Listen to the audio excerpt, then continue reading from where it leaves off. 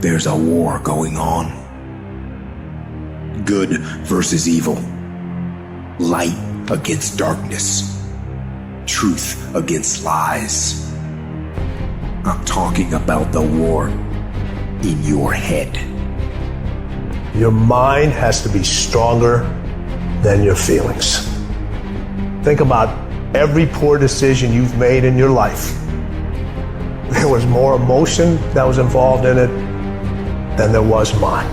Every single one of them. Your feelings keep you in bed. Your mind tells you, get up. Do you feel like getting up? No. Do you feel like making that cold call? No, you don't. Do you feel like doing that third set of reps? No, you don't. If for 10 years, if you didn't avoid doing what you knew you needed to do, what would you be like? What would happen if you just stopped wasting the opportunities that are in front of you? You'd be 10 times more efficient, 20 times more efficient. You have no idea how efficient people get. And you have to understand, if you don't execute on the plan, if you don't get up in the morning when you're feeling tired, scared, if you don't execute, you're not just cheating yourself. You're cheating your family, you're cheating your employees, you're cheating your team, whatever you're a part of. They're not going to give it to you, but if you're willing to get up every day and go take it, if you're willing to get up every day and work for it, if you're willing to get up every day and grind from sunup to sundown, you can have the life that other people dream of. Everything that is great comes from being in a position of uncomfortable. And if you can get used to being uncomfortable, your fucking limits are non-existent. If you can't control your own brain and your brain controls you, you're fucked. You gotta tell your brain where you wanna go and how you wanna go and how you wanna get there. There are two ways to be successful. And I don't subscribe to the first one, that's just natural talent. And I just don't believe people who are naturally talented are better than me. I believe effort, and you've heard me say it. Your mama might come from privilege. Your daddy might come from privilege. Your daddy might own a company.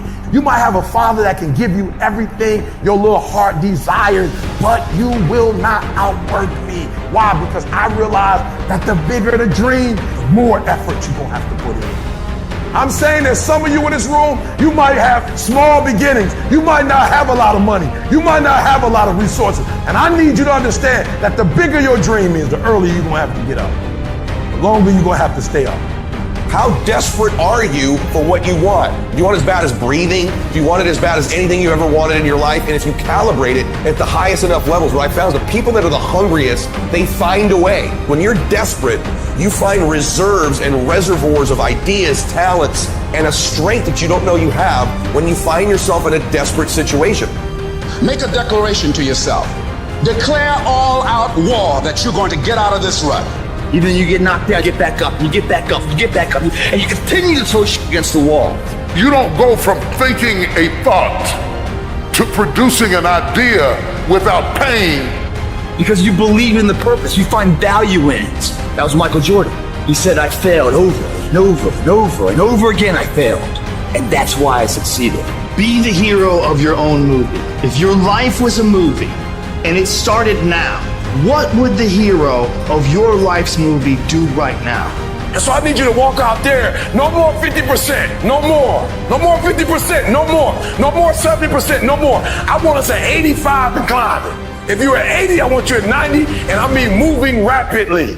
I need you to give me that 120. I need you to give me that everything we do. I need you to start giving me that 120 and everything we do. Bring it all together. Bring all the energy, all the passion, bring it all together and dominate. I need you to recycle your pain. Because what you're going to discover as you're going towards your dream, and as you're going towards your goal, there are going to be so many people that come up against you, so many obstacles, so many trials, so many tribulations. When people ask me, E.T., like for real, E, I know you can give me 20 things that you've done to help yourself to become successful. But E.T., I just need like one or two. Can you give me one or two? And one of the things I tell people is, I outlasted the pain. I outlasted the pain. When I was sleeping in those abandoned buildings, I kept telling myself, one day you'll be a homeowner. Every time I walked into that abandoned building, I told myself that this might be your current circumstances, but this will not be how the story ends. All you have to do, ET, is to survive today. Survive today. I knew that I would not be a high school dropout for the rest of my life. I knew I got to get through this one day. And so every single day when I wake up homeless, one day. Every single day when I woke up in that abandoned building, one day. One day is going to be ET's day, but that day can't come if I give up today. So every single day when I woke up, I kept telling myself, today might not be the day, but soon it will be my day, and I will recycle my pain. When you get knocked down, and you're going to get knocked down, when you run into some roadblocks, and you're going to run into them, when you have some setbacks, you can always be able to bring yourself back in, knowing if someone has done it, it's possible that I can do it. It's necessary, ladies and gentlemen, when you're working on your dream, that you learn how to handle rejection, that you become empowered by it, that don't let it stop you. Most people, when they hear no or they're rejected, it takes their power away, and they become discouraged. They lose their spirit, they lose their energy, they stop. I'm still gonna get to where they are. Why? Because I owe it to myself. And can't nobody stop me but me. And you need to get rid of them excuses, and you need to stop pointing fingers at people. And you need to start pointing fingers at yourself. What did you not do? The decisions you make right now is up to you. Take full ownership.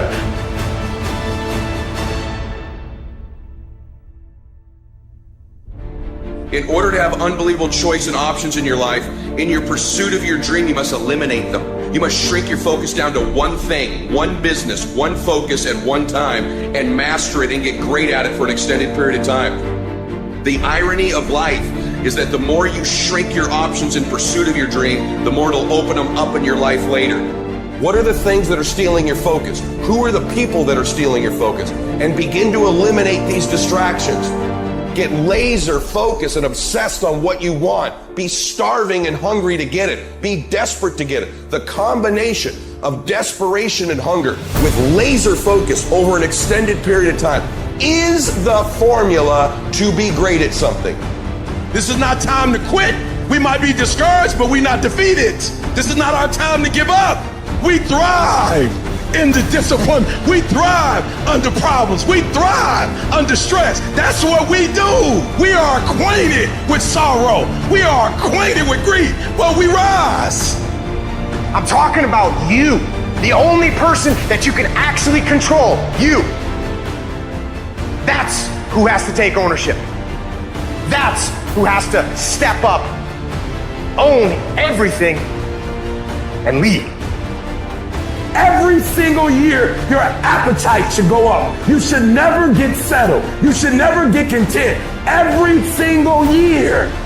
I want to be successful. I want to execute. I want to make all my dreams become a reality. So my appetite increases. It gets stronger every year. I want more. I want to do more. I want to help more. Every year I want to be bolder. I want to be better. I want to be stronger every single year.